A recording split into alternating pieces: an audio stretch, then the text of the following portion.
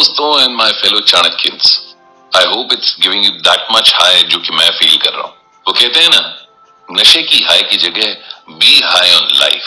Intelligence का एक अलग ही हाई होता है, एक अलग मकाम होता है, और हाई होने की इंतहा है एनलाइटमेंट, जो बुद्ध को मिला, क्राइस्ट को मिला। Acharya Vishnugupta Chanakya was among the enlightened ones. उनका माइंड इतना ब्राइट था और हर कला में माहिर था कि आज तक उनकी बताई बातें किसी भी मैनेजमेंट स्कूल से 1000 टाइम्स बेटर है। It's simply incredible. मैं जितना उनको पढ़ रहा हूं उतना ही उनका जबरा फैन होता जा रहा हूं। आपके मैसेजेस और कमेंट से ही मैं नए एपिसोड्स के टॉपिक्स चुनता हूं, and you know that right. इसीलिए ये जर्नी हम साथ साथ तय कर रहे हैं। इट फील्स लाइक हम आचार्य चाणक्य के गुरुकुल में पढ़ रहे हैं। आज गुरुकुल में बात करेंगे एजेंडा की, गोल की, टारगेट की। हम स्टार्टअप्स की बात कर रहे थे, टीम लीडर्स की भी बात की हमने, लेकिन आगे की बातचीत से पहले मुझे लगा कि एक बेसिक बात क्लियर होनी बहुत जरूरी है। हम लाइफ और बिजनेस के लिए क्या टारगेट सेट करें, वो टारगेट सेट करने का पैरामीटर क्या होना चाहिए, सक्सेस से एक कदम आगे बढ़कर हम कुछ मीनिंगफुल कैसे कर सकते हैं। इस पर आचार्य चाणक्य का एक श्लोक मैंने पढ़ा तो जैसे बिल्कुल फ्रीज हो गया। मुझे लगा ये तो आपसे शॉर्ट शेयर करना ही है। पहले श्लोक सुनते हैं, फिर आगे की बातचीत। तो श्लोक कुछ यूं है, अधमाः धनम इच्छन्ति धनम मानम च मध्यमाः, उत्तमाः मानम इच्छन्ति मानो ही महताम धनम। इसका अर्थ है कि जो लोग संसार में केवल पैसे की इच्छा करते हैं वो नीच कोटि के मनुष्य हैं। जो लोग धन और सम्मान दोनों की इच्छा करते हैं वो मध्यम श्रेणी के लोग हैं, जबकि उत्तम कोटि के मनुष्य को केवल आदर और सम्मान ही चाहिए होता है। अब आप कहेंगे कि यार ये तो बड़ी संस्कारी फिलॉसफी टाइप की बात हो गई, लेकिन अगर मैं आपसे कहूं कि ये आपके बिजनेस का टारगेट सेट करने का फॉर्मूला है तो डोंट बी सरप्राइज्ड। जैसा कि मैंने कहा था कि you need to have the art of reading between the lines.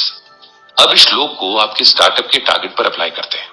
क्या कहते हैं आचार्य चाणक्य कि अगर आपने अपने बिजनेस का अल्टीमेट गोल ये सेट किया है कि मुझे तो भैया मुनाफा कमाना है, प्रॉफिट कमाना है, पैसा छापना है एनी हाउ, तो आपका बिजनेस आइडिया सी की कैटेगरी का है।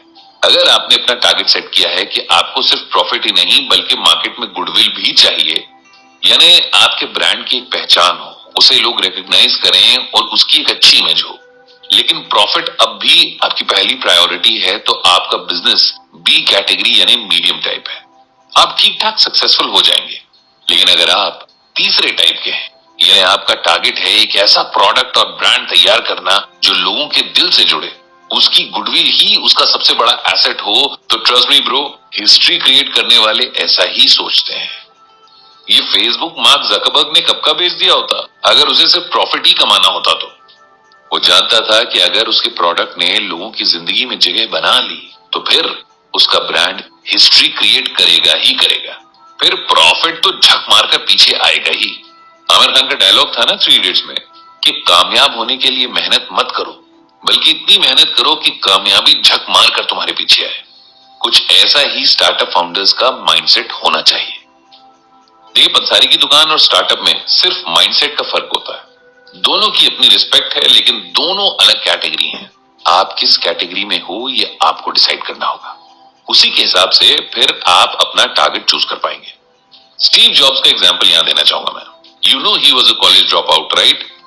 स्टीव जॉब्स अपने माँ बाप को कॉलेज की महंगी फीस के बोझ तले दबाना नहीं चाहते थे, सो ही डिसाइडेड टू क्विट। लेकिन उन्होंने कॉलेज छोड़ा, नॉलेज नहीं। स्टीव जॉब्स कॉलेज में कैलीग्राफी की क्लास में बैठ जाते थे।